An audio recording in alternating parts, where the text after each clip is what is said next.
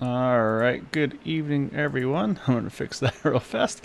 Welcome to Green White Checker TV. Tonight we have the Area 51 Superspeedway Series tonight here at Talladega, race number 2 of the season.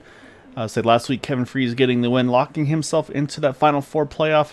Saying tonight I'm not rolling solo. I got big help with me tonight. So say Dale, I know you've been real busy. So first off, as a obviously with your trip last week, happy Father's Day, able to pick up your monsters, bring them back over to say with the school you're finished up, bring them back home. So say sure it's nice to have a little bit of have the monsters around a little bit more, and say gonna be a lot of fun here this evening. Yeah, I'm glad to be back. I got to listen to last week's broadcast as I was driving through North Carolina. Um, so I'm excited to be back. Excited to be at Talladega in the Xfinity cars. It should provide some good 2 and 3 wide racing. So yeah, that's where we're at, I guess. Yep, I'll say 75 laps is going to be the race distance as always here with the Super Speedway Series. I'll say here's the points after last week's race. Kevin Freeze getting the win. Say also you can see with that 7-point lead now with the bonus points to say he ran pretty much a perfect race in that number 5 machine. So you got Dale Willoughby, Eric Lurie, Matt Quick rounding out our top 4. Raymond Rittenauer in the 5th position. You see 19 drivers entered the event that week. We did have a few drivers that weren't able to make it just due to the last minute time change with the NASCAR All-Star race, so it definitely threw a few people off. So it doesn't show here. There'll be some provisionals added for some of these drivers to get them some points to offset what they may have missed just by not making that race here last week, unfortunately. So definitely have a few more drivers here this evening, so looking forward to it. And yeah, it's gonna be interesting to see. We talked with the fuel window, Dale. Seems to be like in that low 20 mark or so. And then the other thing that's going to be, I think, going to throw some drivers for a curve tonight is, let's say, kind of a morning start here tonight. So, say, with the track temperatures, it's actually going to be kind of rising as the race goes on. Right now, 67 ambient, 74 degrees on the track. I would expect we're going to see that start climbing as the race unfolds this evening, which could definitely throw a wrench into some drivers' plans here tonight. Yeah, I mean, I would just what I know about these cars and track temperatures and all that, I'd expect this car to start out on the tight side, and then it should loosen up quite a bit over the course of the 75 laps. Yeah, exactly right. So say I actually could pull up the race info here as well. So here's kind of the info. So again, I say don't worry about the date and time there. It's not matched to what you should be looking at on your clock here. That's when basically the track time and day. So basically April 1st at 9, almost 9:40 in the morning over here. So a really light wind, looks like 2 mile an hour, partly cloudy. Like I said, track temperature you can see already starting to jump up now up to 92 degrees. It looks like. So it's going to be very intriguing to see. And it looks like qualifying just has completed. So with that, let's go ahead and pull up our starting grid for tonight.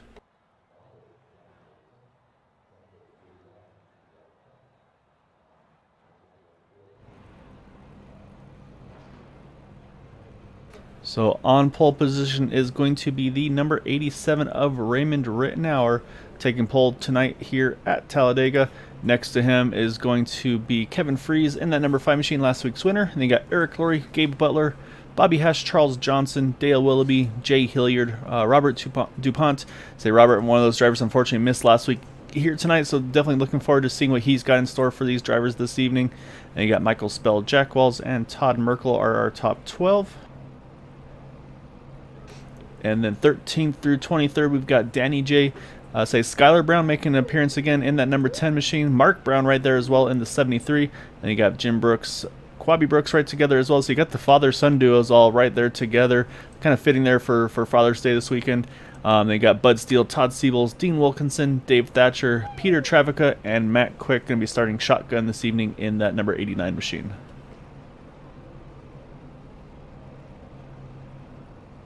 Yeah, Matt's going for positions gain, trying to get a couple extra points off that.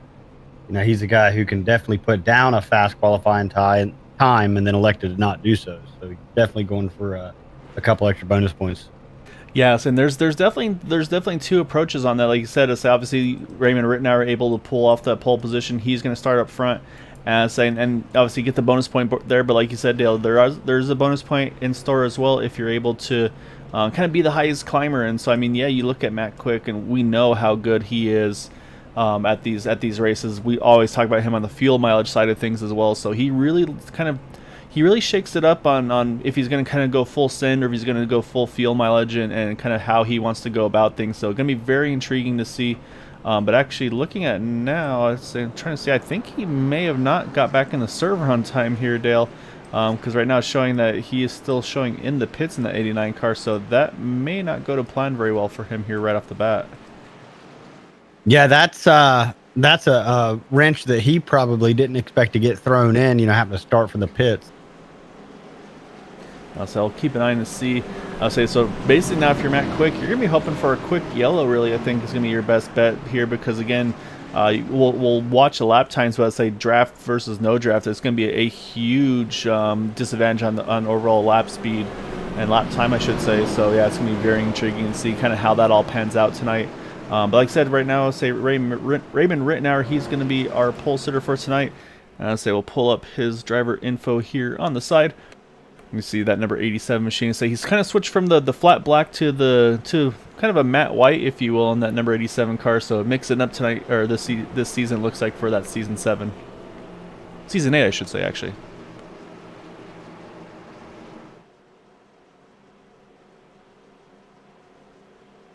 Yeah, a little strange to see him in an all white car, but my favorite car as far as paint job goes is to Kevin Freeze. He's running the same car in our Thursday series. Got to race around him quite a bit this past Thursday, and it's just a good-looking race car. Yeah, Kevin's a very good painter. So he does most of these cars himself as well. So he's able to kind of get the layers and get everything all cleaned up. And so yeah, it's gonna be fun to see what they've got in store for this evening. And I'm looking at that third row. I know that's one you're gonna be watching as well here, Dale's that 9 of Charles Johnson. We know Charles is not one for riding, so we'll be interesting to see what his strategy is going to be. And, of course, also the pit strategy that could open things up. Do maybe drivers think about maybe doing that first stop very early and then go after it? Or we've seen it before. They run the first one long and then go and then run maybe the last one just to kind of have that splash at the end. So we're going to find out. Pace car is just heading in now. So it's going to hand it over to Raymond Rittenauer as our pole sitter. Going to lead the field here to green.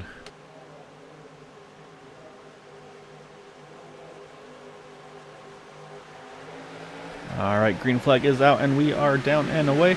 Again, scheduled distance 75 laps here tonight at Talladega. Fuel window roughly around the low 20s or so. So say again, they will not be able to make it on the two stops. Going to have that third stop as Raymond leads the field here through turns 1 and 2. Yeah, Raymond definitely got the jump, but you see Kevin Freeze and Gabe Butler already nose to tail and have been pretty much since the start-finish line. So they're going to have a nice run down the backstretch here. Yeah, there's those certain cars you want to have with you, and I say really any of those top 4 are in that position there. But you see, surprisingly there, Kevin Freeze immediately jumped to the inside. Kind of thought he might try to pull Gabe along with him, but he opted to try to jump to the inside once it opened. So we're going to see here. Last week really threw me kind of for a loop there. Really surprised to see everybody kind of fighting not to be the first car on up front there. So we saw pretty much everybody led a lap then fell to the back and kind of just rinse and repeat there. So at the line, it looks like Kevin's going to get that lap led, so that's going to give him that 1 bonus point right off the bat here. So now we'll see if Gabe Butler with Charles Johnson behind, if he's able to make that push to the front here. Yeah, I'd expected Kevin to bring Gabe with him, but when I talk about guys I want on my bumper pushing, it's pretty much a toss-up between Raymond Rittenauer and Gabe Butler. And, to me, they're about equal as far as pushers. And I'd throw Matt Quick up in that as well. Yeah, that's a really good point. So all these guys very good at what they do. Saying they're starting to get that team lined up on that inside line already. So right now the odd man out is Gabe Butler in the 1 car. So you can see on the inside line you've got the 5, the 87, the 071, the 3, and the 7. So you pretty much got all of the guys up front here. So now you can see Charles Johnson giving the 1 a nice push down the front stretch. I think just looks like might be able to just clear, and yet there goes the 1 car. He's going to take the lead. He got that lap led. Now he's going to drop to the inside. And so they've got all of that group here all kind of lined up together. But I don't think Charles Johnson's going to be done. He's going to be kind of relying on Jay Hilliard here. But we've seen Jay say he's new to the series here, but he's definitely not one that's been just sitting and riding. He's definitely trying to make a big push as well. Yeah, and Charles is going to stay up there. He's a top line guy. Sometimes even like to be up in that third line seen him a lot of times last season being the guy to actually form it up to go. So he's definitely comfortable where he's at on the racetrack.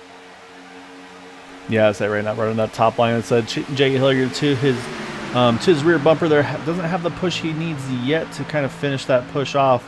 But you can see that, I mean, they're still right on top of each other. And again, we're on lap number 4 right now, so still a long, long ways to go. And do need to mention Matt Quick is out on track, but right now is about pretty much a half a lap behind Dale and running about, looks like about 3.5 seconds off the pace of leaders here. Yeah, Matt definitely, hoping for an early caution, probably the only person in this field that's looking for an early caution. Yeah, it's just a look. It's like kind of out the corner there. You saw the one that Gabe Butler went ahead and kind of similar to we saw before, just rolled straight off the back on the back stretch there, going straight to the back. So say it's kind of something we saw before. They get that lap let and then they just kind of cruise back to the back and wait to really kind of make their push. So I'll have to see if it's going to be a similar situation for some of the other guys as this run progresses on.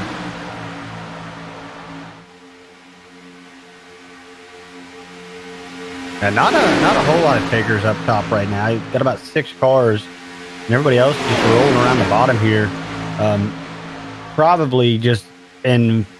Oh, we got Kevin Free shuffled out to the top side. Yeah, I think Kevin went for the alternate approach here instead of running the apron. Decided to go up to the top there. And I say almost a moment there. Luckily able to kind of give himself a little bit of breathing space. And I'll say this is a track we talked about. I mean, you can run the third line.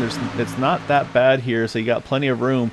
But yeah, so you have to make sure things don't happen too quickly. And with that, though, that's been able to move Charles Johnson. He was able to find a way to get that push he needed to get to the front there. Try to waste no time there. So he's going to kind of, I think, spoil the party here a little bit in that 9 car. And so I think prevent that 87 Raymond Rittenauer getting that lap lead despite being the pole sitter tonight. Yeah, and I mean, it's still a long race. I have no doubt that Raymond's going to get his lap in to get that bonus point. But what I'm interested in right now is Michael Spell's up here as Raymond dives out of line. Michael Spell's up here pushing Jay Hilliard up to the front. Yeah, I say Michael's with a nice start here so far. I say these guys are making pretty big gains early on. Same thing goes for the 88 Todd Merkel. As I said, that there goes Jay Hilliard. He's going to take the point in that number 59 Mac Tools Toyota. So he's going to get the lead here off of 4, or actually entering 3, and then keep it off of 4. It looks like he's going to have the momentum to keep the lead here through the start-finish line, so get him a lap lead as well in that 59 machine. Saying, like I said, some of the big movers are, I would say, Jay Hilliard's one of those +7 from his starting spot. Michael Spell +7 as well. And then a little further back, that 6 car, Bud Steele, he's up +12 from his starting position. So say, again, we kind of talk about some of these drivers trying to roll back maybe early on, but some of these guys don't want to kind of do that sandbag approach. They want to be up front. They want to try to kind of control their own destinies here and just be in the right place at the right time. Yeah, looking at Matt Quick, where he's at on the track, about a corner ahead of the lead pack. And the issue I'm seeing is, really his friends are not up front to pick him up. I think he's going to roll to the back rather quickly. A lot of times, when your teammates are leading these draft packs, they'll pick you up if you fall off or whatever. But I don't see that happening. Yes, I think the one thing he has going for him though here, Dale, is just the fact that he'd be the only car 1 lap down. So what's going to happen, obviously, like you said, I think we'll see once the lead pack gets him, he'll probably shuffle to the top, and then he'll just try to find somewhere to slot in safely. There's, like you said, to say he's about maybe not even half straight. You can see him on just right there off the corner of your screen for just a moment. But yeah, so I think that you're exactly right, though. I think it's going to be very interesting to see where he slots in. I think it's going to be like we talked about. I think he's going to probably slot in around some of the guys he's familiar with, and you see already he is working his way up to the wall. Doesn't want to affect anybody's race here early on. Just wants to try to get in that lead draft, and of course, like I said, he's going to have to hope for that yellow to get him back into the running here. Of course, if there is a yellow, has to make sure, of course, as well that he's not involved in it. Yeah, you'd much rather be in this position on the backstretch than through the tri-oval and going into 1. But everybody managed it well, and he's able to fall back into line. Yeah, it looks like he's going to wait till he's completely clear of that second group. You see that. I believe that is the 420 of Dave Thatcher, if I'm not mistaken, that just got around him. I think that was the spot that he was looking for. So now he's able to squeeze down. And so, yeah, so now Matt Quick's going to kind of cycle in with this group. And I think, like we talked about, he's going to kind of fall back into the group with his teammates here. in that number 89 machine. So it's like he's going to be in the lead pack. He's going to have the draft again. As you see, there goes Kevin Freeze, going to try to pick him up, help him get a little bit more speed to make sure he doesn't fall off the lead pack here, because the difference on draft versus no draft is huge. And these rear 5 cars here, starting with the 3 of Hash all the way back to Gabe Butler in the 1 car, they can fall off this draft pack a little bit and really have proven in the past they'll have no problem catching back up. Yeah, that's pretty much exactly what they've done. Like you said, Bobby Hash, you can see a good chunk off the back of him. Kind of right now, kind of off on his own here in between the two, really. But you're right, though. I mean, at some point, Matt Quick's going to pick him up, and they'll be able to kind of push their way back up there as well. So, let's say we mentioned, let's say, obviously, with today being Father's Day, so you kind of got these guys all grouped together here. You see you got Mark Brown there in the 73, and Skylar Brown was right there with him in that number 10 car.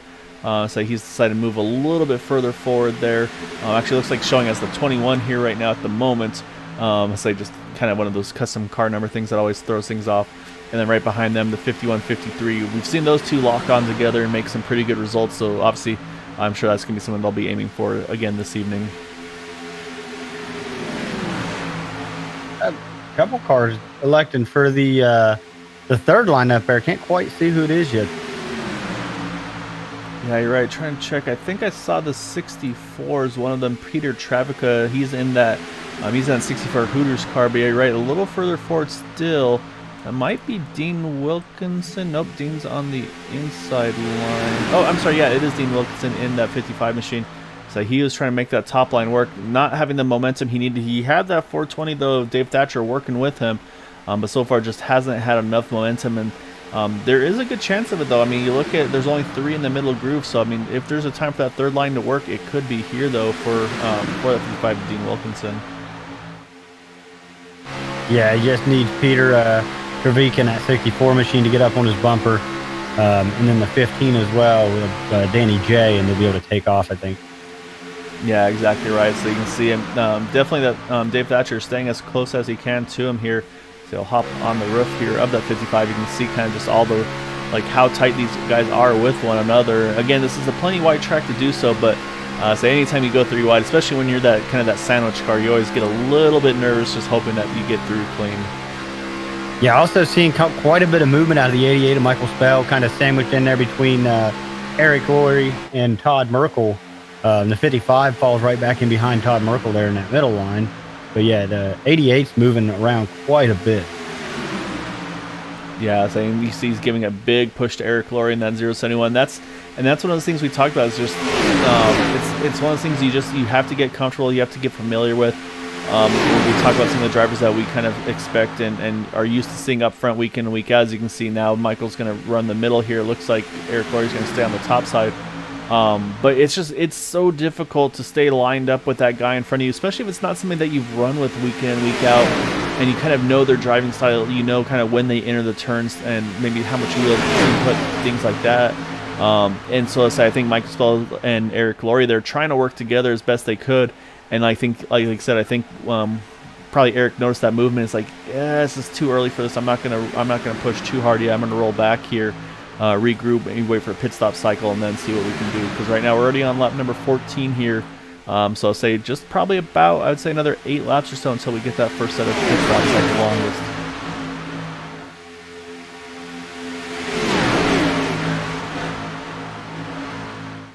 Everybody seems to be relatively comfortable where they're at. Charles Johnson's still up here leading, but not a whole lot of movement out of that bottom line. I mean, it's the running order down there really hasn't changed a whole lot since the start of the race. Yeah, they've been pretty committed. Those that have been running the inside line have been pretty committed to staying on that inside line. So it'll be interesting to see at what point do we start seeing some drivers make some moves. I am watching a little further back, Matt Quick and company. They are starting to push a little bit further forward up now. We saw them fall way back, but now they're starting to make that charge like we expected to see at some point in the race. They're going to be picking up Bobby Hash. You see Eric Laurie, he's going to drop back to these guys as well. So he's going to, like we talked about before, they're all kind of going to get kind of just all group back together here and see what they can make happen strategy-wise. But I want to jump around here. Some of the drivers we haven't had a chance really to talk about. One of those drivers that missed last week's event is that 07 Robert DuPont there. Say he's able to make the race this evening. Say again, just unfortunate schedule change kind of threw things off, but say right now Robert in that top 10 in that that 07 car, I should say, having a good start here. Say, and I think just a lot of it too. Again, feeling out all the guys around and just gotta try to get comfortable with some new names and new faces with the league. And what better way to be right behind a 3-wide battle? Yeah, I say really. Oh, getting a little loose there. Dale Willoughby in the 7 and the 07 both kind of got the apron. And that's actually a really good point. You look at Talladega, it's like, oh, it's easy, just stay on the yellow line, nothing you have to do. But actually at Talladega, that bottom line, especially through the tri-oval, there's some decent-sized bumps there, and so it can really upset that car. And I think the biggest thing, too, is say, well, we'll hop on board with that 7 of Dale Willoughby here, because that is something that we do need to mention as well. I mean, again, we're sitting a little further back here in the roll bar camp, but for Dale, I mean, once he gets tied up on the 6 of Bud Steele, I mean, you're pretty blind what's going on in front of you. So you hope that you're behind something that you can trust, and of course, for me, you kind of hope that you're following a sponsor that you'd like to follow for a long time. So say right now, Dale's going to be having nightmares or dreams about Yeti, just off the back of that 6 car right now, Bud Steele. So, but yeah, so when you get really locked onto them, you're kind of at the mercy of their input.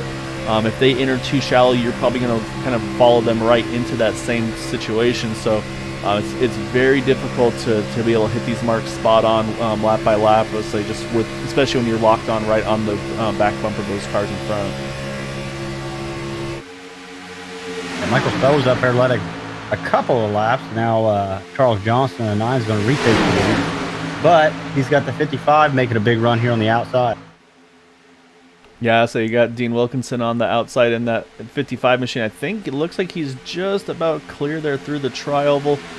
But I wonder if he's trying to stay committed there to Dave Thatcher in that 420 car, see if they can get both of them cleared and down to the inside. And this is where things get a little dicey, and it's like they just are able to squeeze in there. It was close, but Dave's able to find his way in there as well. So that's going to put them now 1-2, drop Charles to 3rd. And then another driver I'm watching kind of been creeping up the picture slowly but surely at 45 of Todd Siebels. I say Todd also plus 12 from his starting spot, so he's definitely trying to make a charge forward here. As this is about the time where drivers are going to start kind of jockeying to get to that inside line. Of course, you want to be as far forward as you can. So you do not want to have to. We've seen before if you kind of miss your pit mark by a lap, there's a good chance you're going to be running out of fuel to try to make that number. Yeah, and that's a game changer, especially, these races are not caution fest. In the last couple of years, we haven't seen that. So you might get one, maybe even 2, but if you do get that second one, it's usually real late in a race where it's not going to make a whole lot of difference. Yeah, so exactly getting that right. first pit stop is very, very important.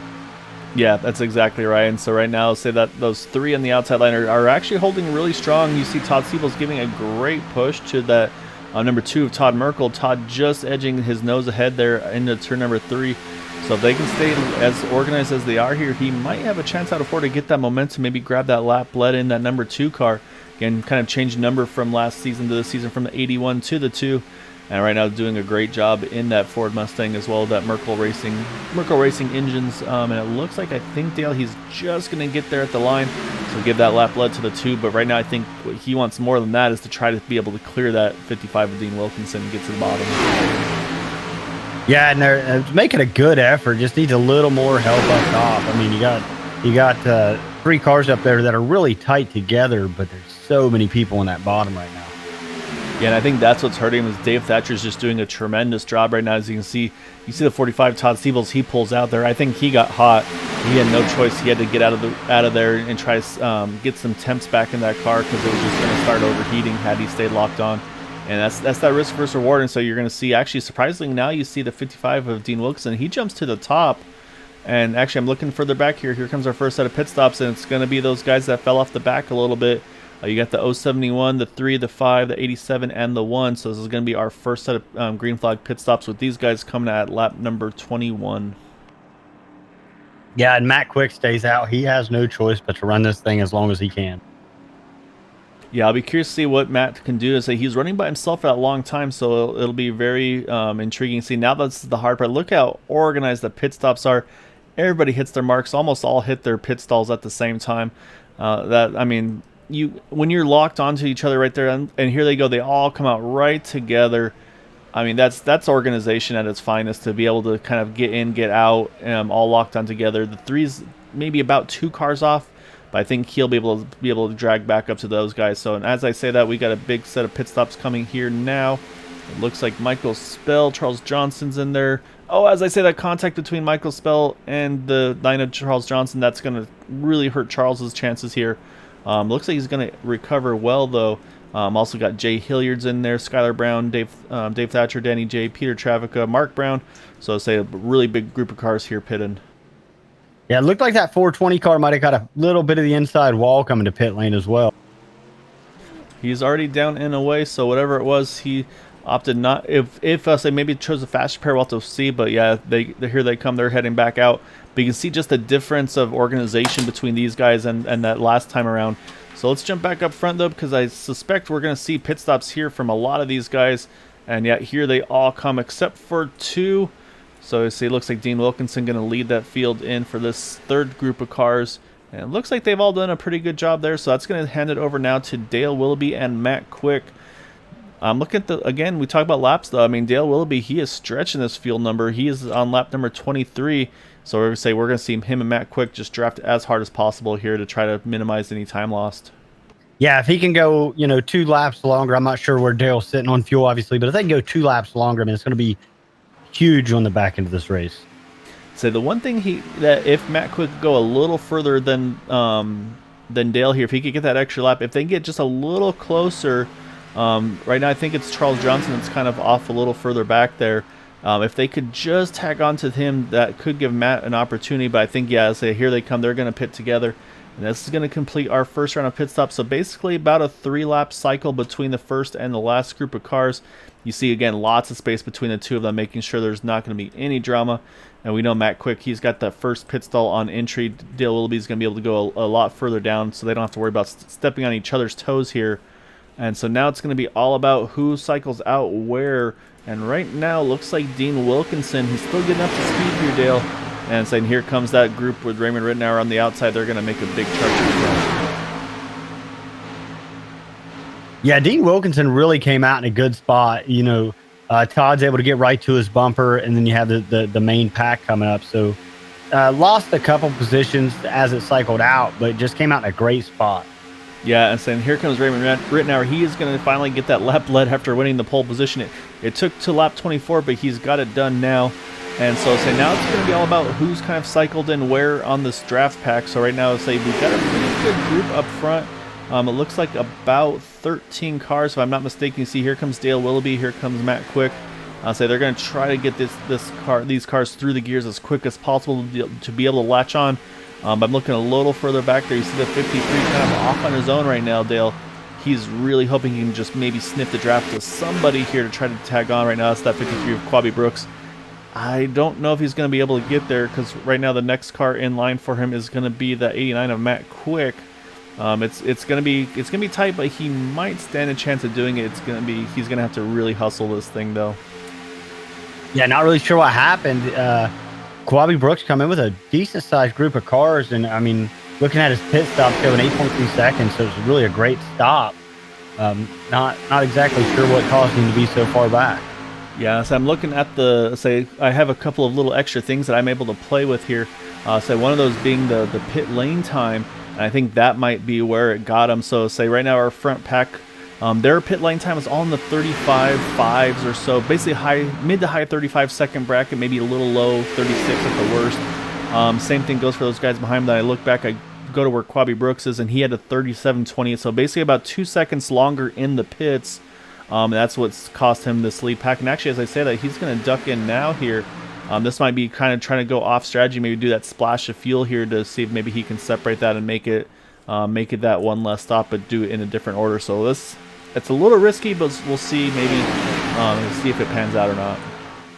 Yeah, and what this has also done is now you have Bud Steele a lap down, the 64 Peter Travica a lap down, Matt Quick We talked about him, and Kwabi Brooks is certainly going to go a lap down. So these guys are really going to have to fight to be that first car if the caution comes out. Yeah, I think it looks like it's definitely more involved in that because this is a long stop. He's still sitting in his pit stall. But you're right, though. I'd say right now, Bud Steele, Peter Traffica, they're kind of just right now stuck together here. And I believe both of them most likely had a pit entry violation. Like I said, Charles Johnson as well, he's kind of off on his own right now. He's got, I believe that's going to be Danny J he's working with in that 15 machine. So say he's at least got some help to try to kind of minimize the damage.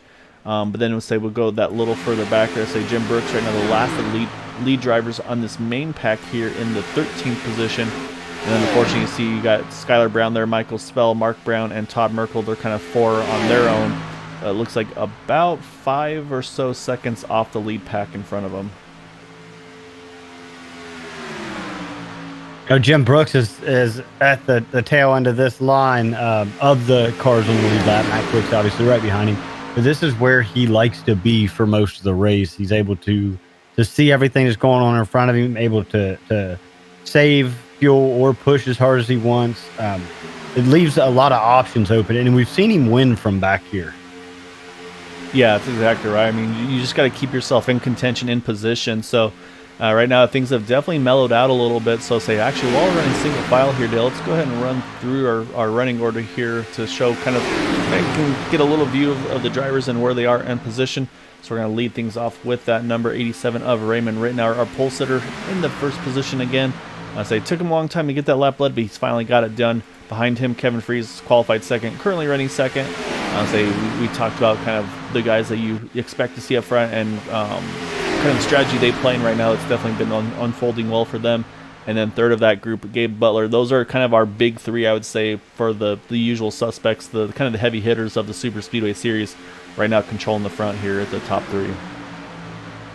In fourth, you've got the 83 of Jack Wells. Again, took most of last season off, was able to start coming in a little bit later on towards the end of the season. Really glad to have Jack back in here. So right now, Jack having a great start in that 83 car up into fourth. Eric Glory behind them in the 5th position.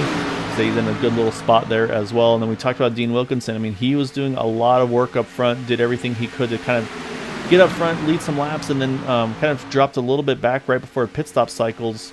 But right now, Dean's still holding very well in that 55. And then in 7th, you got Todd Siebels. Right now, those two, the 55-45 highest climbers right now, plus 14, plus 12. And so right now, Todd Siebels in the 7th spot. Right behind them, Bobby Hash in that number 3. He is in the 8th spot in that Oreo Chevrolet Camaro. In 9th is Dave Thatcher, also plus 12 from his starting position. So great start to the season here and to the race as well for Dave. I say a few new faces, like I mentioned. Say Dave Thatcher, one of those. Right behind him, Jay Hilliard, another one of the new faces in that number 59 machine. So these guys, again, right now top 10 after part of their first season. Great job by these guys. Yeah, as you was going through that, the group back there, Michael Spell, Skylar Brown and company, drafting down the backstretch. Skylar kind of took a little bit of a shot trying to bump draft and knocked him way out of line. He ended up shooting through the grass in turn 3, but was able to gather it back up. Yeah, let's go back and take a look, see what happened to Skylar Brown there. Yeah, you're right. It took a big shot there. Let me jump back a little further here so we can see exactly what it was that happened there with that number 10. And yeah, you can see they just weren't quite lined up. Kind of almost got a right hook, but Skylar did a really good job of hanging on to that car. And I'd say obviously kind of had a bit of a bobble back and forth, but then able to kind of get it pointed back in the right direction. But I don't know how that car was able to stay pointed in the right direction. Actually, as I say that, so I couldn't get it back onto him in time there. But man, just great job by him for the car control in that number 10 machine, 21 on the paint scheme. We'll go back, we'll watch it one more time here to see that at full speed. That's some wheeling there, Dale. I don't know how that car stayed in one piece and then stayed pointing in the right direction there. I talked about Skylar. I talked about Skylar a lot last year in the Cup Series, and how good I feel he is, and just waiting on him to win, and I definitely think he has the potential to win in any of our series here. But that just kind of illustrated what he's able to do, and where all my confidence comes in Skylar as a driver. Yeah, that's definitely some car control there that you can't really teach that. I say the one thing I say the sponsor is fitting though, Dale. He's got dude wipes on the side of that card, and he might need a couple rolls of that to after that save there, because I think that's definitely some pretty big pucker factor. Yeah, I mean, coming through the grass at probably 160 at that point, and then and not tagging a wall on either side of him. So, a heck of a display of driving. Yeah, very, very well done. I say, unfortunately, it cost him a lot of draft, so he's kind of off on his own right here, unfortunately. We're going to keep going through the top, our top group right now. Say Dale Willoughby, he's sitting in 11th in that number 7 machine. We talked about Robert DuPont in that number 07 right now in the 12th position there. So unfortunately, a quick little connection hiccup there. He's in that 07 car. And then right behind him, we just mentioned Jim Brooks a little earlier in the 51. He is the last car in this lead pack here on the lead lap. In that 51 right now, so kind of like I said, kind of where he wants to be. See a little bit of double file starting to go on. These guys ready to start making some moves again. We'll go back a little further. There's Todd Merkel, and then we got Michael Spell, Mark Brown. We talked about those guys. Unfortunately, that little bit of contact just a moment ago. These guys sitting in 14th, 15th, and 16th respectively. And unfortunately, that contact with Charles Johnson, Michael Spell, that's what that's really put Charles way back here. Still on lead lap, but definitely not where he needs to be or wants to be either. But he's got some help from Danny J, and then you've got Skylar Brown. He's right there back in this group as well. So at least he's got some draft help again.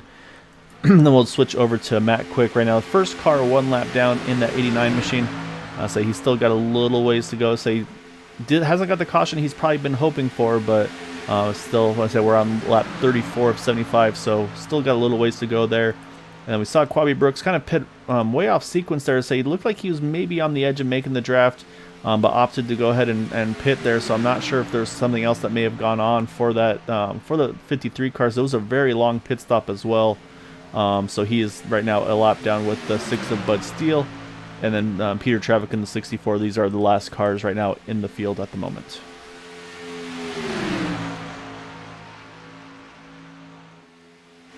All right, we're going to hop back up front because it is getting dicey up front, Dale. So you saw there for just a moment 3 wide.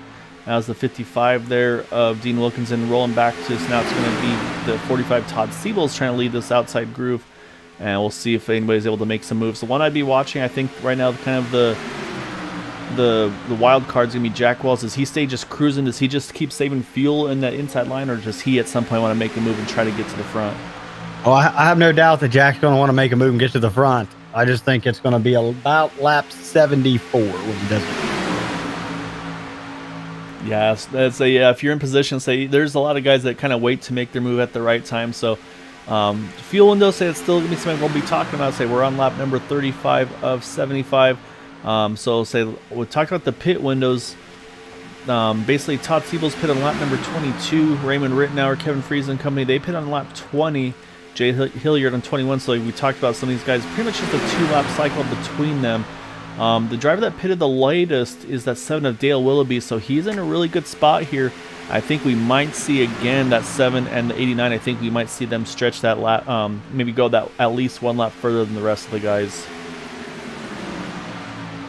Yeah, and in the perfect position, both of them just kind of been able to ride this entire fuel run, not expend a whole lot of fuel. They both just stayed on the bottom, so they might be able to stretch this one even a little longer. Yeah, they're able to grab the draft immediately, and that's crucial for if you're going to try to pull some fuel saving strategies, because if you basically have to burn that extra fuel that you save by trying to regain and recatch the lead pack, you've kind of lost everything you've just gained by going that extra lap. So you're right. So I mean, those guys able to lock on immediately. I think that puts them in a really good spot here. Just maybe take that little bit less fuel, which could be potentially that winning move on come final pit stop time.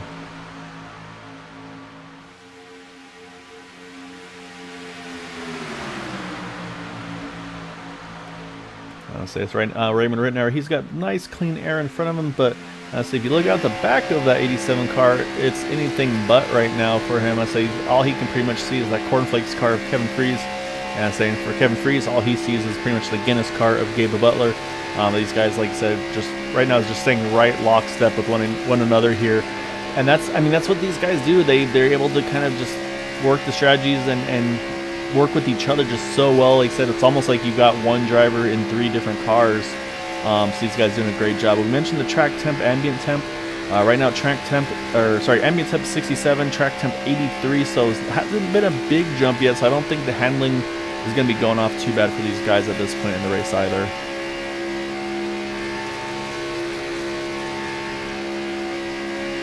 I'm looking at this very, very small top line, and they're not gaining any ground. They're just kind of riding. I'm just a little curious as to why they haven't dropped down and just rode around and saved some fuel, because I mean they're not saving anything where they are. Yeah, it's exactly right. It's almost one of those things of just trying to be persistent though, to try to do something up front. Right now just isn't panning out the way they wanted to. So we just crossed the halfway point in the race here tonight. And so, yeah, like I said, right now we got Jay Hilliard right there, and I believe it's the 55 Dean Wilkinson staying committed to the top, but just, yeah, like I said, hasn't made a big difference as of yet. So we'll see if that comes into play. And do need to say hi to Matt Wagner. So he's been kind of chatting along on YouTube as well. So appreciate you being on here, Matt. So missing out on track, but at the same time, always nice to see you supporting us here with the league and of course the channel. So hope you're doing well, sir.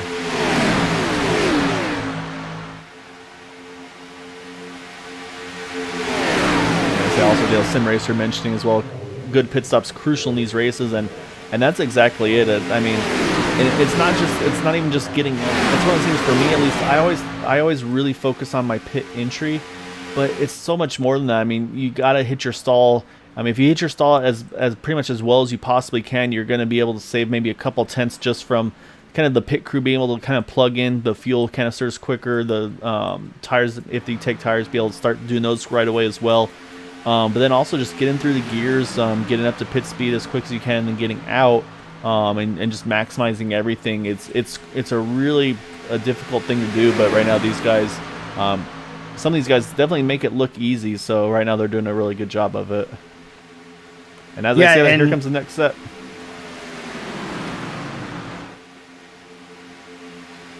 And it's the same 5 from last time, it looks like. Yep. So they're pitting. It looks like they're going 20-40. I'm going to say last time I think they pitted around lap 20 as well, Dale. So I think they're going for that 20-40-60 approach is going to be my guess here. So I think that's going to be my guesstimation of what their fuel strategy is. So we'll see again. These 5 will see if they can kind of coordinate as well as they did last time. And so far, it looks like everybody's able to hit their stalls cleanly. You see Eric Glory just a little bit behind the 071, so hopefully he's able to get a quick stop here and be able to get rolling out with those guys. It looks like actually the 3 of Bobby Hash got the best pit exit there. And yeah, it looks like these guys are all going to be pretty much lined up together. You can see, I mean, that 5 and the 87 almost pretty much already attached there as they were exiting the pits. You got another big group of cars. Looks like pretty much everybody else except for the 7 and 89 again. Yeah, just like we talked about, and so far it looks pretty clean. So you can see, again, everybody's staying way spaced out, making sure they're not going to get into one another through the pit stall. So that's going to be Dean Wilkinson, Jay Hilliard, Todd Siebels, Jim Brooks, Robert DuPont, Dave Thatcher. I believe that's all the guys there. Jack Walls as well. Apologies. So they're going to all hit their pit stops right now. And like I said, it's going to switch things again back over to the 2 that were able to stretch it furthest last time. And that is going to be that 7 of Dale Willoughby with the 89 of Matt Quick, who unfortunately Matt still is 1 lap down in the 89 car. But so he's going to stay committed to his strategy here to see if he can maybe get something lined up here at the right time. Yeah, just unfortunate. And that's a risk. You know, the way he did it, trying to get the most spots gained. Sometimes it works, sometimes it doesn't. You know, you play the game and how it turns out is how it turns out. So just real unfortunate for Matt Quick. Yeah, and again, you see the pit entry for those guys is again just spot on. I mean, it looked like it was identical to what they did last time. So now we're going to jump around here. Here comes the last group actually. Todd Merkel, he's going to hit pit road there. And you see he's got Michael Spell there with him along with Mark Brown. And so I believe this is going to cycle things over now to the 59 of Jay Hilliard. He's going to take the point. And they had a great pit stop. Yeah, look at this little bit of separation they've got. You got the top 4 here. You got Jay Hilliard, Todd Siebels, Jack Walls, Jim Brooks. Just great pit stops by these guys here, and they're going to be able to separate themselves for the moment by a couple of seconds over those guys behind them. So, and we know how good that group behind Raymond Rittenauer company are in pit stops. So these guys definitely brought their A game tonight. Yeah, and Jay pitted from the lead, so to come out and be grouped up with a couple other cars, able to get up to speed rather quickly and maintain the lead, that's very impressive. Yeah, so again, Jay, one of the new guys here over on the Area 51 Super Speedway Series. So, showing that he's definitely got what it takes here to be up front and control these races, and hopefully be in position at the end of these things. Because I'll say it's not all over yet, though. I'll say we still got 33 to go in this one. The 32 at the line. We still have one more pit stop, and that's going to be crucial for a lot of these drivers here to be able to see what they can do to make it happen. So right now, though, they're in a good spot. We mentioned the two that pitted the latest. That was the 7 and the 89. So let's go see where Dale Willoughby is. And he and Matt Quick, they've been able to join in right back with this group. So I think they're going to go one more time here, Dale. They can go that little bit further. They're able to start saving right away. Maybe that little bit less pit stop. I think this next stop is going to be definitely a splash only. Basically just the bare minimum to get them to the end, maybe plus a little bit of safety cushion with the green-white checkered. I'm wondering if Raymond and Kevin Freeze and company jump to the high side here and try to roll around these lead four guys, or if they just kind of ride. They're in a good position, and they know they have to stop again. So if it's me, I'm probably just going to ride behind Jim Brooks. But with this group, you're not really sure how they're going to play it. Yeah, you're exactly right. You never know exactly what their strategy is going to be, if they're going to maybe try to make a move. And as they say that, yep, here they come. They're going to jump to that middle groove. And you see, as soon as he jumps, though, he just lost all the momentum that he had. So he's going to have to try to regroup if he wants to try again here. But I think part of that was, you see the 5 Kevin Freeze just wasn't really latched onto the 87 car. So that's curious to see if that's maybe them showing their hand, or if that's just maybe them trying to see if they can make that 51 and Jim Brooks maybe blink a little bit and maybe see if they can steal an easy spot. Yeah, again, it's hard to say. It looked like Raymond wanted to go. Kevin's back here a little bit off his bumper, not running full throttle, obviously, trying to save as much as he can. But you're right. Raymond might have wanted to try it and play some head games and just see how it worked out. You see two ducking off here early. It's the 53 of Quabi Brooks and Bud Steele. They're both jumping in here. And this is with 30 to go here at the line, so still too early to make it to the end. I think those two may have been off sequence. We mentioned the 53 kind of pitting right after he made his initial stop. So I say so far things not going very well for the 53 or the 6 of Bud Steele. And so those two were a lap down. This is going to put them on the edge of going 2 down. So we'll have to see where they cycle out in relation to the lead pack here. Yeah, this pack of leaders here is about half a corner away from catching Skylar Brown. Yeah, you see everybody's all lined up on the inside line as well. So it's going to be nice and easy for these guys to make that move around Skylar. I'll say for Skylar, though, he's got to be very quick and decisive to kind of slot in right behind the lead pack to avoid the risk of losing that lead pack, though. So we'll have to keep an eye and see if he's able to do so. And I say not too far ahead of Skylar as well. We got a few more drivers. That's going to be the 9 of Charles Johnson. And he is latched on with the 64 of Peter Travica. So I'll say just the 2 of them. They're still going to be down off pace of the leaders. So there's going to be a little bit of traffic for these leaders to contend with. But you see right there, though, Skylar Brown going straight to the top, letting these leaders go on by.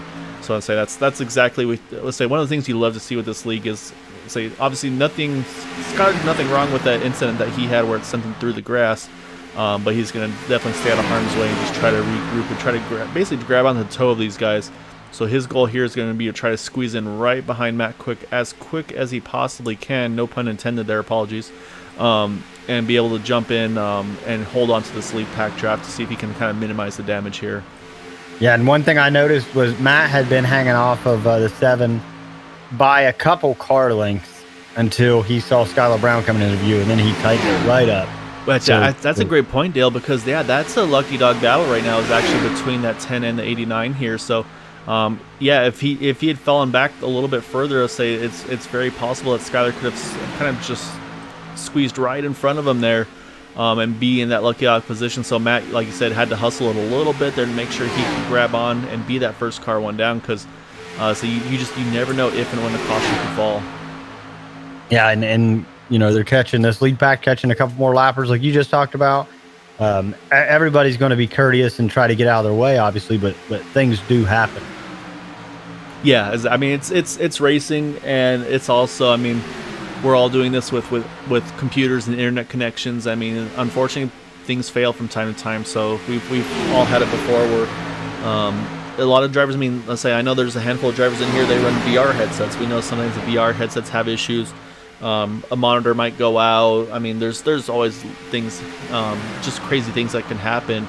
And of course, just simple mistakes as well. I mean, I know I've made my fair share of mistakes throughout my races. And so say we're, as much as we want to believe we're not professionals. So it just, I say you never know. And so yeah, right now, that's why you got to keep yourself in these potential positions. And so that's going to be now very interesting here, Dale. I'm going to be watching the 89 of Matt Quick, because what does Jay Hilliard do here? Does he stay behind these guys up front? Because that's going to change the potential lucky dog battle, because you're going to be coming up on I believe it's going to be Charles Johnson, so he's going to potentially be in that lucky dog spot, how he cycles in with this lead pack.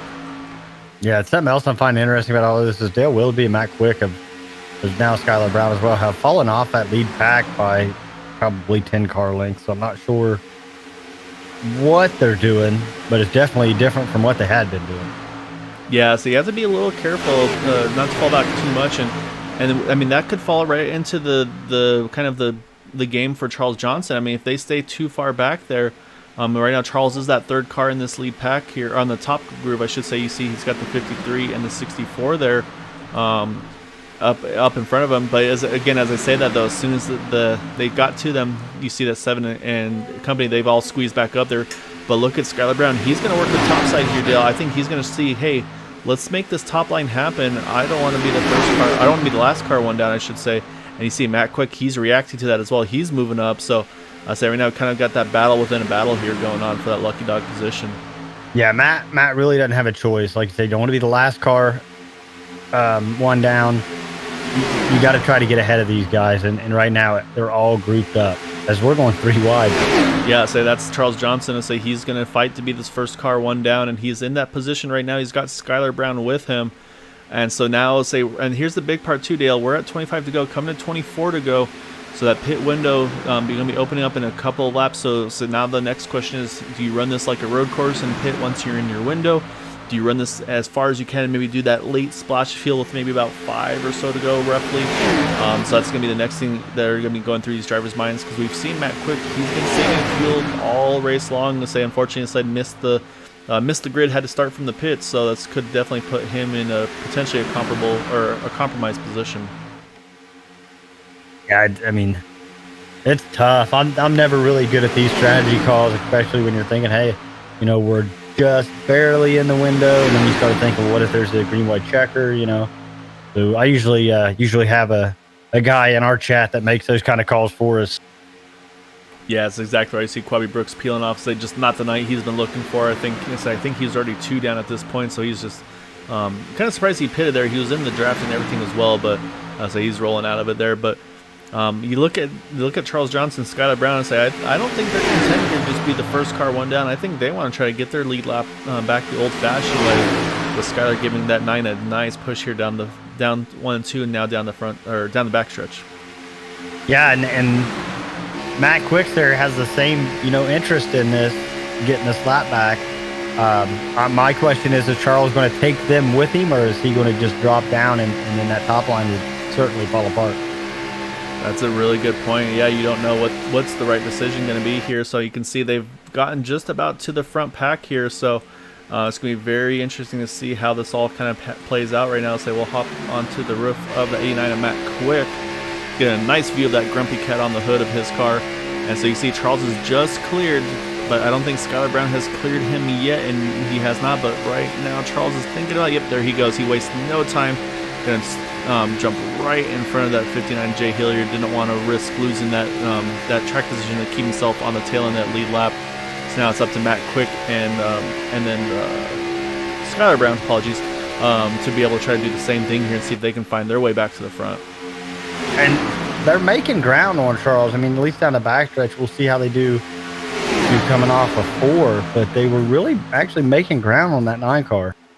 Well, I mean, that's one of the drivers you talked about. If you're going to want somebody locked on to the back bumper of your car, it is that 89 of Matt Quick. So if there's anybody that can make those big moves happen, Matt is one of them. So You see at the line, Skyler's just going to be a nose ahead here of the 9. Not enough to clear himself as of yet. Let's say another problem for Matt, though, is he does this as far as he can go. Eventually that car is going to start getting hot. He's going to have to consider rolling out of it. Yeah, it's unfortunate to say. And we do have a little bit of inside info. 53 Quaby Brooks. Speeding, exiting pits is bad. Yeah, and as you talked about that earlier, like it's so important to nail the pit stops here. At any track, you know, you never want a speeding penalty or anything like that, but you can be a little slow entering or exiting and be okay. But here you have to nail the pit stop on both ends. Yeah, exactly. I see a lot of movement going on. You see right behind Raymond Rittenauer behind Jim Brooks. But look at Matt Quick, though. He saw an opening in front of Jim Brooks. He took it. He doesn't want to be. I think he probably is getting a little hot, too. So, unfortunately, this now puts that Skyler Brown there in a pretty tough position here. He's going to have to try to see if there's somewhere he can squeeze himself into as well.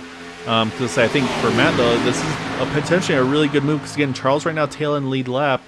If he can get Skyler to maybe get pinned a little bit here to the top side and keep him on the outside line, this could open up the door for him to get back to that first car one down position.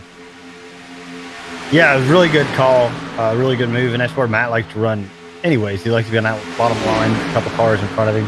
As I say that, he wants to jump to the top side here, but yeah, that's usually where he runs, about 3 or 4 deep and just saving fuel, but we got 6, 7 takers on the pit lane this time. Oh, it's getting squeezed there. Yeah, you're right. Bigger group this time. It's going to be Raymond Rittenauer, Kevin Freeze, Bobby Hash, Gabe Butler, Eric Laurie, Dale Willoughby, and Dean Wilkinson. So Dale here having to react, I think, losing his partner in the 89 car. But here's going to be the benefit, though, for Dale is going to be the fact that, again, he pitted latest, so he's going to need a little less fuel. I suspect we'll see just a splash. Oh, overshoots his pit stall just a little bit.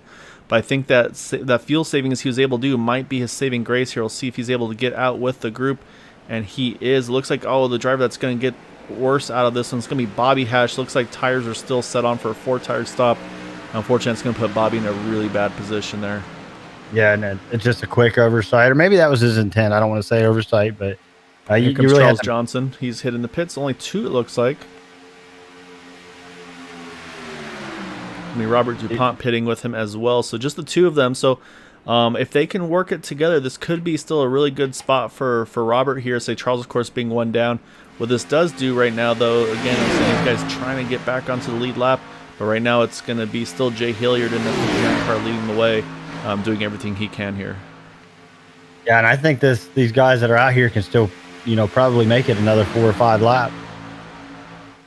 Yeah, asking me the question is, do you react to this or do you maybe do your own thing here? So right now they're stretching that a little bit further. Say I think that's exactly it. I think we saw the reaction to Raymond Rittenauer, Kevin Freeze, and company.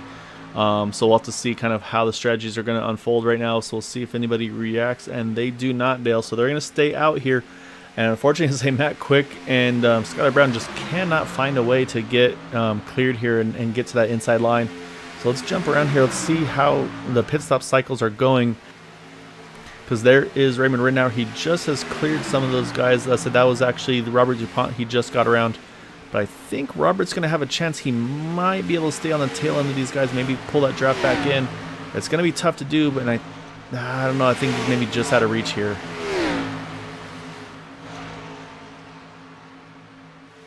What Jay Hilliard and everybody in this front group have to realize is that Raymond Rittenauer and Kevin Freeze, Gabe Butler, Eric Laurie, the 7 of Dale Willoughby, they're all coming pretty quick. That's going to be the thing. I'm gonna once they get kind of fully up to song, I want to watch lap times. His last time by Jay Hilliard ran a 50.5 up in front. I see, unfortunately, they're coming up on Bobby Hash to say that pit stop just didn't go to plan for him, so he's going to get trapped a lap down here. Going to get a little dicey. You see Bobby's going to hug the inside line. This is where things couldn't happen. So it looks like everybody's given some room here, luckily.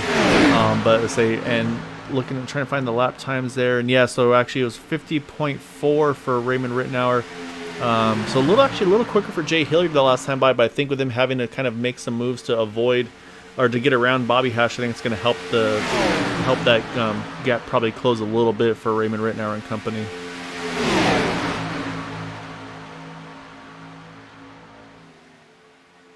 All right, we're coming up to 15 to go here, Dale. So Let's say their last pit stop was on lap 41. So say if we would go for that 20 mark, that would be lap 61. They could probably go just that little bit further. So say I think that pit window is going to be opening very soon. Then of course these drivers, like we saw, you got to make sure you don't make mistakes here. You got to make sure you have your fuel set correctly. Make sure you have your tires set correctly, or just off completely for that final stop. So going to be very critical for these guys to make the right calls here at the end. Yeah, and this group, you know, the Jay Hilliard, Todd Siebels, Jack Walsh, Jim Brooks, if there would happen to be a green white checker, they should be safe on fuel. Raymond Rittenauer, Kevin Freeze, Gabe Butler, they're going to have to be a little more cautious and you know, save a little more if that would happen. Yeah, exactly right. I'm saying they might have enough for one stop. Do they have enough for 2 attempts of it? And here comes that pit stop right now, as we talked about. I think it's the 59, the 45, the 83, and the 51. They all almost kind of squeezed together. You see, you got all the yellow cars here all running 3 wide with each other on the pit entry here. But so far a clean entry. Now it's all about getting that, hitting your pit box, and of course getting your stop done cleanly and efficiently. So I'll say that's going to cycle things around now to, I believe, Todd Merkel. Nope, actually, as I said, Raymond Rittenauer. I'll say they're just on a tear right now, Dale. They are actually 49.53 last time by, so these guys are putting some pretty big numbers here right now at a crucial point in this race. Yeah, and that's really what they do. I mean, they line up, as you can see them here. There's 5 cars lined up and just putting scorcher lap times down. Yeah, and that's, again, 49.63 while making some passes happen, too. So you see they're already working their way around the Jay Hilliard, working their way around Jim Brooks. So this is going to be tough sledding for these guys to be able to try to grab back onto the back of them. Say that they made that money stop, and say they were able to hit it to perfection here. So now you got Raymond Rittenauer leading the way with Kevin Freeze, Gabe Butler, Eric Laurie, and Dale Willoughby our top 5. And they are good to go to the end here. So we don't know how far beyond there they can go. We talked about the potential of that green-white checkered. Should that come into play, that'll definitely shake things up a little bit. But right now these guys are in a great position. But like I said, you see behind them, Todd Merkel, Mark Brown, Michael Spell. They're in 6th, 7th, and 8th positions, but they're going to still have to make one more pit stop. So, and say those drivers that just made their final stop, we saw Jay Hilliard, Jim Brooks. Unfortunately for them, they just weren't able to be as quick on the pit stop as those guys around them. And so that's that in and out lap we talked about. That's right now the key difference. Actually, I think I can, let me see if I can pull this up here. We can get maybe get a little bit of extra insight here. Now, it's a little bit thrown off here, unfortunately, because right now they haven't completed the cycle all the way. But you see that, so you see on the pit strategy time here. So the first stop for Raymond Rittenauer, Kevin Freeze and company, they're all in the 35 to 36 second bracket. Second one's a little longer, 38 seconds, but now last stop here, Dale, they were in the 34 second bracket. So they kind of, as things were going, they went a little quicker. And so now we can look at the group behind Jim Brooks and company. And it wasn't actually, they were in a similar position there. The pit lane time was about 34.8 for Jay Hilliard, 34.4 for Jim Brooks. Just a couple tenths of a second difference, but I think those, we said, when they kind of locked on each other and started really making those big numbers happen, that's where the separation's been able to happen from. Yeah, and I mean, easy. Oh, we got one into the outside wall on the backstretch. Oops, that's not where I wanted to go. Let's take a look here. Did you catch the car number by chance? I believe it might have been Jay Hilliard. Let's go take a look. Oh yeah, here's Jim Brooks pushing Jay Hilliard down the back. Oh, this is exactly what we saw before. Jim just not lined up correctly, a little bit off to the right, and then unfortunately just hooks Jay straight to the outside wall like you talked about. Big hit. Wow, big hit for that 59 car. But I think the lucky break for some of these guys that don't want to see that yellow is the fact that Jay is able to keep that car pointed in the right direction and avoid a yellow coming out. So we're going to stay green with that, which is unfortunately Jay Hilliard. Nothing he did wrong there, just unfortunately just a push gone bad there, which we saw a little bit earlier as well tonight. So that's going to unfortunately put him in a very bad position because he's having to go ahead and pit, get damage repairs done to that car and get back on out. But yeah, I mean, that's going to put him laps down, unfortunately. Yeah, I mean, it was definitely a tough break, and nothing he could do there really. I know some guys who would have liked to have seen a caution out of it, but thankfully for everyone else, we're still green. Yep, so that's going to put us at 10 to go here, Dale. So right now these guys are just, I mean, you got these top 5 up front here. They just want this thing to go green now to the end. No drama, just get this race to the end. I mean, because they've got right now 7 seconds and growing over Jim Brooks. We just mentioned, unfortunately, had that contact with Jay Hilliard. He's got Matt Quick with him, so say right now losing a little bit of time. But let's say the problem is you look behind him, he's got a big pack of cars behind there. You got Todd Siebels, Jack Walls, Robert DuPont's right there as well. So we got about 5 cars lined up versus the 2. And so right now, I mean, that's going to definitely be an advantage to these guys to catch Jim for that, potentially for that 6th position. So here's what I'm interested. If the standing order stays the way it is, coming down to the white flag with Raymond and Kevin and Gabe there, I'm wondering if they race it out or if they stay lined up, because Kevin, I believe, and I wasn't here for it, but I believe I remember he won last week, didn't he? Yes, he did. Yeah. So number 5, second position right now. Kevin Freeze won last week. He basically with that locks himself into the final 4 race playoff with 8 drivers. So basically, I mean, you think about it, if we have 8 different winners, those are going to be our 8 that run that final 4 races. And I could see it going. I could see them fighting up at the same time too. I could see them maybe kind of doing what do you call it? Where they kind of just ride in line to the end, because I feel like Raymond Rittenauer, unfortunately, he kind of got the short end of the stick last week. He was up front, he was in this position last week, but then he had some connectivity issues which dropped him out of the lead pack, out of the draft. So say nothing of his doing. Just again, we talked about some of the things we have to deal with as sim racers, and unfortunately that put him out of contention for the win last week. So I kind of wondered this could be a redemption race for Raymond. Maybe those guys like, hey, he was in that position in the catbird seat to win that race. Unfortunately, nothing of his own doing, just a bad connection knocked him out of it. So I could see them wanting to kind of let him kind of get one back that may have been taken away from him, if you know what I mean. Well, and if you're gonna run for a championship, I mean, I'd rather beat one of my friends and get to hold that over their head than a random guy in the league, honestly. So I can see them trying to get Raymond or Gabe, somebody in the group shuffling up there to get wins in as the season goes. And that's exactly right. So, I mean, we saw last season actually at the end. We saw Eric Laurie. They were able to. He was able to grab a win at I believe the last race to get into that into the playoffs as well. So, and that's the thing is, I mean, you look right now. You've got 5 of these drivers here in the top 5. Obviously, the number 5 of Kevin Freeze has a win already, so he's good to go. But yeah, so now you look at, okay, Raymond Rittenauer, Gabe Butler, Eric Laurie, Dale Willoughby. Do one of these guys like, hey, this is maybe one of my best opportunities to get that win, to block myself and not have any drama to make it. Do I maybe try to push and make something happen, or do we just, okay, Raymond had the best pit cycle, he was able to get out in front of us, so we're just going to kind of ride in line and make something happen, and just kind of do it that way, run that team order fashion, if you will. And so that's the things that they talk about that week in and week out in these interviews, Dale. A win for one of them is a win for the team. And I mean, they're showing again why these guys are going to be the guys to beat week in and week out, because they make mistakes occasionally, but they're very few and far between. And yeah, it's tough to capitalize them at times. Yeah, and when they do make mistakes, I mean, these guys practice a ton. They rewatch the broadcast, rewatch the race replays. I mean, they definitely go back and look at the game footage and try to see how they can do better next time. Yeah, exactly right. They do their homework. There's no doubt there. However, if they can see what we see, they're not feeling good right now, because it is still pretty racy back here. You see right now Todd Siebels running the top side. You've got Jack Walls on the inside. So right now these guys running pretty much 2x2 for about 3 rows. I'd say a lot of cars are either on one down or maybe multiple laps down. I'd say just unfortunate with some of the situations we've seen throughout the night. So right now, pretty much the battle here is Jack Walls, Todd Siebels, Robert DuPont, and Jim Brooks in this pack right now, with a couple of cars a lap down mixed in as well. Because right now, there's no effect on the Lucky Dog position, because up front, it's actually going to be Dave Thatcher. He's on the tail end of this pack here. He right now is the first car one down, but actually behind him, Jay Hilliard, we talked about the bad luck Jay had. Right now, he's the second car one down, so, I mean, Jay would love to be in that position just in case something happens, maybe get himself that track position back and be able to make a late charge at it.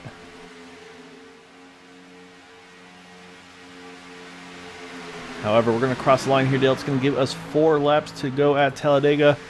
Say looking at the lap times, I mean these guys are just doing what they do best. I say, and I think they've kind of maybe taken the not taking their foot off the throttle, but are definitely giving themselves a little bit more breathing room between the cars to make sure that they don't make any bad pushes or any little mistakes here at the end.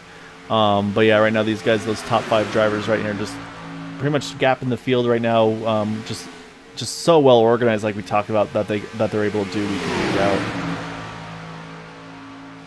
Yeah, and we kind of seen that last season. It ended up ultimately eliminating Matt Quick from the playoffs, but just a little mistake was made.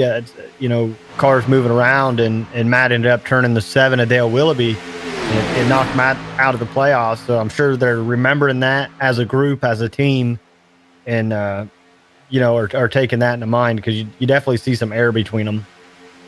Yeah, and I'm saying they're definitely in a situation where they don't have to go full send here. They've got about a 13-second lead over the 6th place of Todd Siebel, so life is good for these guys right now. They just want to get these last couple laps done as quickly as possible, which right now we got 3 to go. And they are going to come up on some traffic, though, and these guys are on the very tail end of the lead lap here. That's going to be Dean Wilkinson's in that group, I believe, with Bobby Hash right there as well. So, and I believe that's Peter Trafica's there as well. So, and a little further back, actually, from there, you got Todd Merkel here. You got Todd Merkel, Michael Spell, Mark Brown. I mean, I don't know. I mean, you always want to finish on a lead lap, so, I mean, because you never know, hey, did maybe someone pit a little bit too early, maybe having to burn a little bit more fuel. If someone sputters, you want to take advantage of that, but say if you go a lap down, you don't have that option. So, do they maybe try to fight here and try to stay on the tail end of this lead lap, or stay on the lead lap, I should say, because I say right now we're at 2 to go, so say now it's going to be, what does Raymond do? Actually, as I said, no, they're going to be nice and polite. They're going to move up to the top here, and kind of just let these leaders go and not put up a fight there with them. Yeah, you don't want your name to be the cause of a caution here at this late in the race. They're coming around to the white flag. Been a great race so far, with a few incidents we've had. Thankfully, no cautions, so these guys just want to see it finish out. Yeah, I'm saying this is the second most important flag for some of these guys, is to get that white flag. So we have 1 to go here at Talladega. So now the question is, are we going to see a kind of a procession here across the line, or is somebody going to make that move to try to make something happen? It's gonna, right now, again, our top 5 on the running order are the top 5 on position on track. Raymond Rittenauer leading the way. It said he was in pretty much this position last week towards the end of the race, had a connection issue, fell out of the lead pack, and as I say that, here goes Dale Willoughby. He's going to peek out, seeing if anybody's going to go with him, but he's got no takers right now. Dale, I was curious to see if anybody would go work with him, but it looks like everybody's pretty much content to ride in line here. So Dale made a move, nobody went with him. We'll see if anybody reacts maybe this last dash off of turn number 4. Now it looks like the 420 wants to go, but nobody's really committed. Yeah, so it's coming out of turn number 4, out of 4 through the tri-oval. It's going to be Raymond Rittenauer getting the win over Kevin Freese, Gabe Butler in 3rd. Eric Laurie going to finish in 4th. Dale Willoughby rounds out our top 5, and we're going to jump over the back. We'll watch this because here we're going to be fighting for the finish here.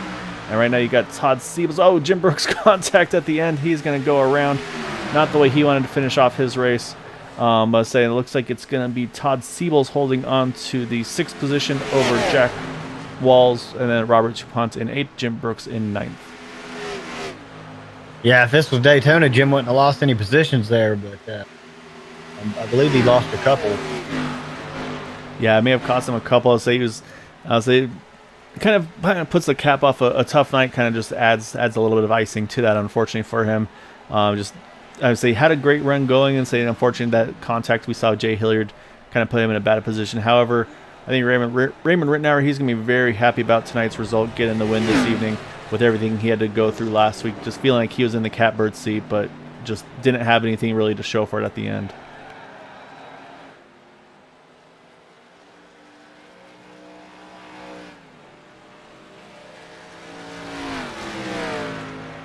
We talked about how white that car was at the beginning of the race in contrast to the black car he ran all last season, but you look at the front end and the fenders on that thing, it's pretty black.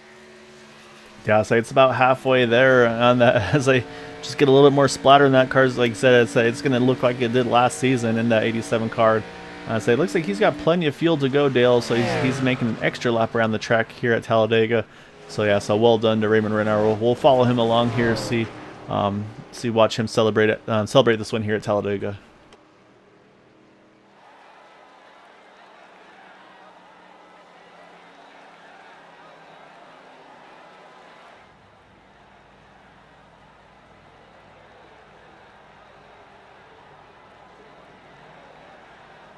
And I think the team is waiting for him as well, so you might see another team celebration like we saw last week. So I say these guys did a job well done. I say that just the gap they had over the rest of the field, just yeah, very very well done tonight.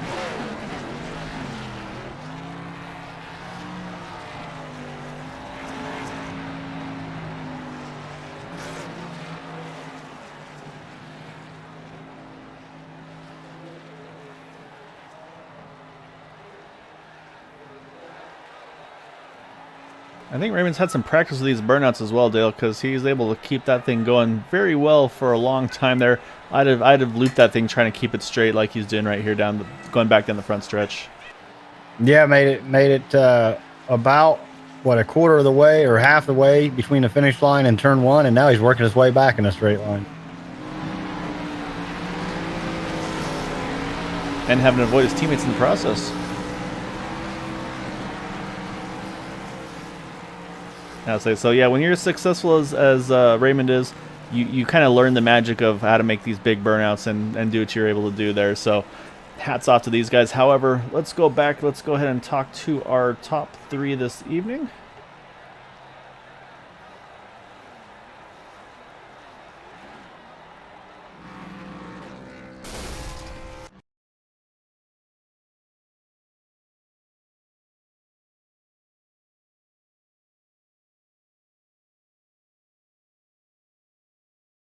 All right, let's go ahead and pull up our third place finisher. That is going to be the number one of Gabe Butler. Apologies for the background noise. Our cats are going crazy in the background here.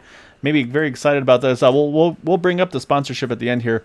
We're going to bring up that number one of Gabe Butler, finishing in the third position. I'll say it was looking like you guys were going to have to fight hard again this week. I say everybody was kind of nailing those pit stops like we talked about. But man, that money stop, that final stop, you guys just, you found something, and I mean and of course after the pit stop, I mean you guys were just making some pretty big lap times there.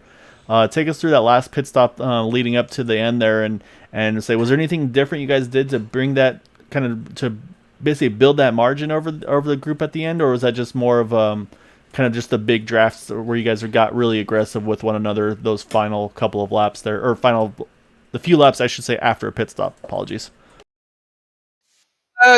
No, kind of the usual strategy, and easy in, fast out of the pits, and we were messing around with tires tonight because the track temps were a little hotter, so we were going back and forth on right and lefts, and then the last stop we decided to pit just a hair early, and again, easy in and try and get fast out, and kind of nailed it, and we were able to get hooked up pretty quick and get away.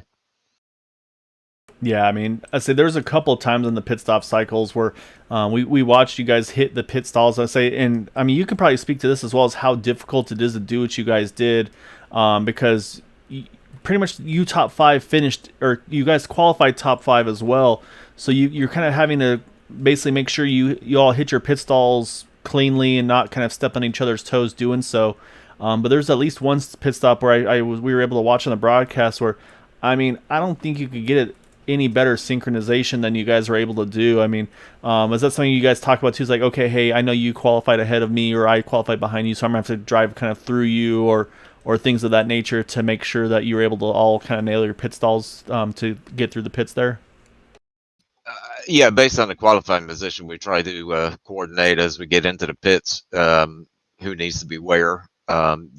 If somebody's pit stall is before the other one, then he needs to be on the inside because he's pitting before that. So we try and hash it out as quickly as we can on pit road. And I think it might have been the second pit stop. We were kind of on top of one another, but we were able to talk our way through it. Yeah, it was very well done, very well organized, and like I said, that last pit stop. I mean, that was where you guys made the difference. And like I said, you say maybe pit a little bit earlier, maybe caught those guys off guard just that little bit, but able to do exactly what you needed to do. And just yeah, I mean, just job well done for you guys tonight. So you didn't look like any of you really set a foot wrong. And obviously Kevin getting the win last week. Something that I brought up during the broadcast was, did you feel like this was maybe one that you never owed anything, but say, was this maybe one where you felt like Raymond was in this position last week when that connection issue happened to maybe kind of get him one back that kind of got away from him? Yeah, actually, I'd forgotten about it, and Kevin brought it up as we're riding around. Yeah, Ray should have won last week's one. So yeah, that was definitely a talking point there, and you know, we kind of we were going to stay behind him and get him to win. No, so it's another job well done for you guys to say get in the top 5 with yourself, Kevin, Raymond, Eric, and Dale. So just, I mean, hats off to you tonight, Gabe. Let's say you guys, you make it look easy, and I know it's anything but. So just great job for all of you guys, all the hard work you guys put in to kind of make sure you're doing everything you need to do. So definitely want to give you the floor though here. Any thanks and shouts you'd like to give for that third place run tonight? I just usual shout out to Team Boot Knocker and all the fellas that race with, and just a shout out to the other drivers here and the new guys. Welcome the new guys in. I think Robert Dupont. He had a pretty good finish there, top 10. So a big shout out to those guys, and Area 51, of course, yourself and Dale for doing a fantastic broadcast as usual. I appreciate it. Yeah, great job tonight, Gabe. And so you've got 2 of you guys got the win. So say now, so I'm sure you, Eric, and Dale will be like, all right, you guys move on over. It's our turn. We want to make sure, pretty much just say if you guys can kind of lock out the playoffs, I'm sure that's going to be job number 1 for you guys to get into those final 4. Yeah, exactly. We'll see what we can do, but I'm sure the rest of the field's going to come back at us. So we'll try and be ready for them. All right, congrats, Dale. Great run. Or Dale. Congrats, Gabe. Great run, and we'll talk to you again here soon.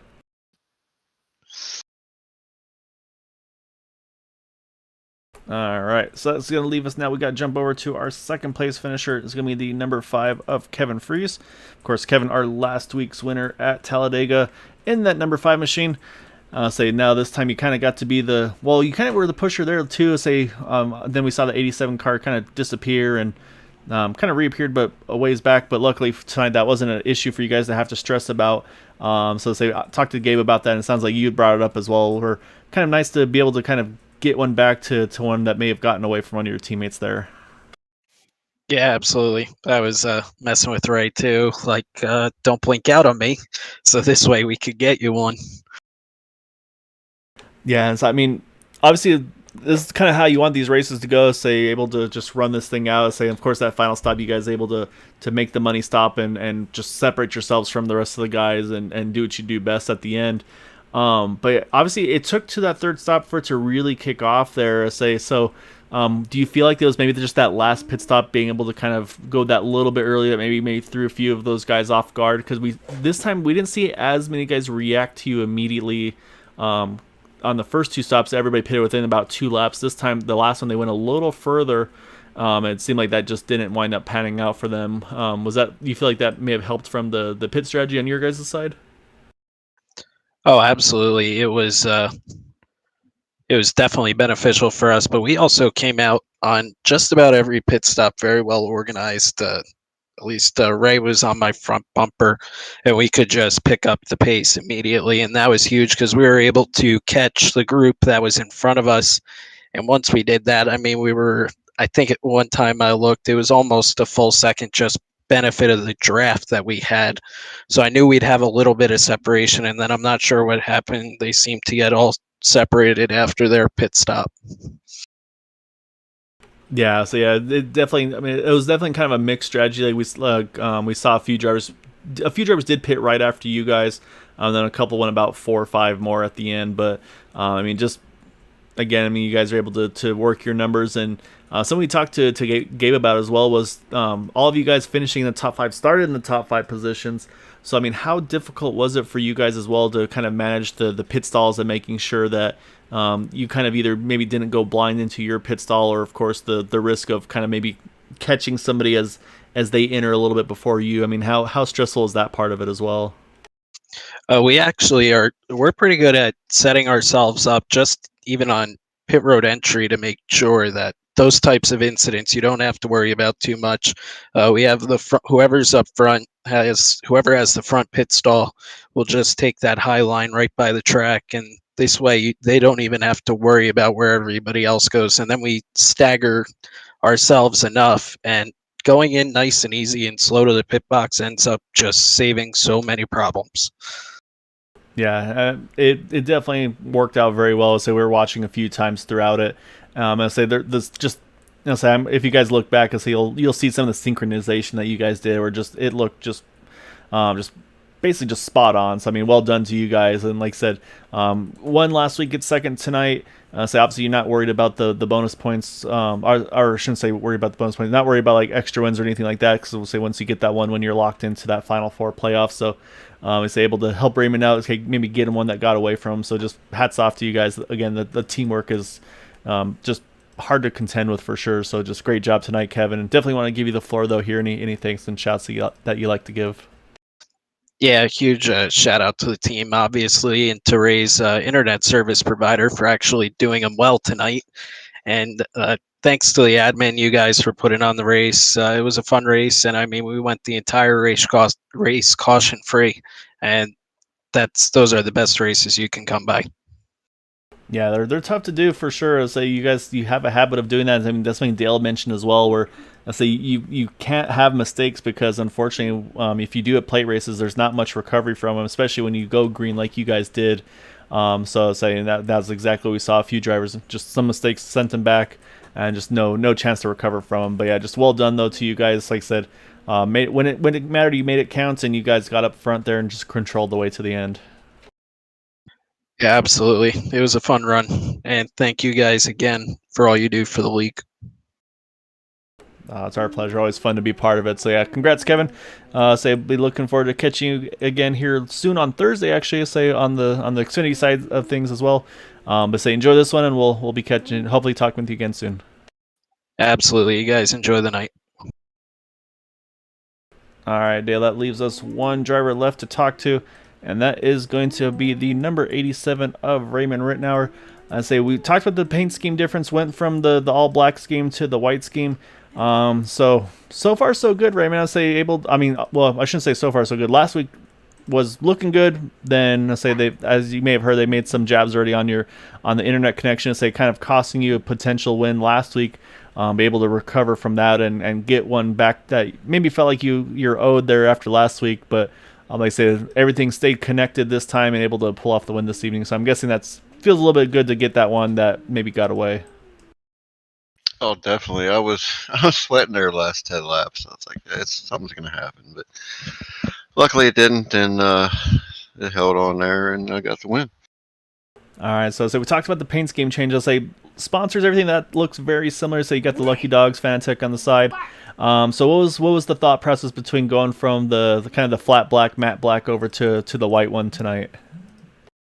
Just felt like switching it up this season. I started out iRacing on a white car, so I figured just go back to that and see how it goes. No, it's panning out so far with season 8. So, I mean, I feel like season 7, I feel like anything that could go wrong with you did. So I say maybe this might be the good luck charm. Hopefully working well forward so far here. And I was going to say, definitely have to say, I think my four-legger was definitely excited about that win. I say, I don't know if he realized it was those Lucky Dogs on the car, not cats, because, I mean, I say after that finish, I mean, he was just meowing up a storm. So I say, I think you've got some pet fans over here on my side of the household. So just, yeah, well done tonight. I mean, obviously, there's a couple times we saw before you guys kind of rolled to the back again, maybe get that lap led and then kind of cruise before really making the big charge toward the end. Is that kind of the same thing as last week, just kind of strategizing, like, okay, let's get that bonus point, and then let's not worry too much about it until it's really time to make things happen? Pretty much how we were playing it. If it got a little bit crazy up front, we were going to get to the back. And as soon as it did, we made sure a few of us got our laps led and safely went to the back and saved some fuel. Yeah, it definitely worked out there on that side of things. And I'll say the other part on that was it took a while for you to get that lap lead. I think after the first pit stop, were you able to get to the front and get that lap lead? Was that something you were thinking about the initial, just like, hey, got the pole but couldn't even get the first couple of laps under, get a lap lead under those first couple of laps, or did you feel like it's like at some point during this green flag cycle we'll be able to make it happen? That's just greedy teammates. Yeah, No. they do that. No, it just how it worked out. I felt that I needed to get it back at that point. But yeah, they did a good job helping tonight. All the pit stops that we did were spot on. Yeah, you guys definitely did a good job this evening. So before we let you go, though, Raymond, say again, congrats on the win, but definitely want to give you the floor, though. Definitely want to give some thanks and shouts for that win this evening. Yeah, I got to thank my sponsor, Lucky Dogs there. They've been with me for a while now. Thank everybody over at Bootknocker. It's an awesome team, man. When everybody's working together like we do, it's tough to beat us. Yeah, you guys definitely proved that again this evening, getting in those top 5 positions. So well done to you. Like you said, luckily everything stayed in one piece tonight. Got the connection to stay connected to the end. So you're good to go. Locked into that Final Four, which I'm sure that's a nice weight off your shoulder as well. So enjoy this one, Raymond, and look forward to catching you again here soon, sir.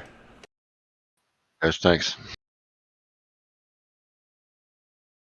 All right, Dale. Those are our top 3 finishers for this evening.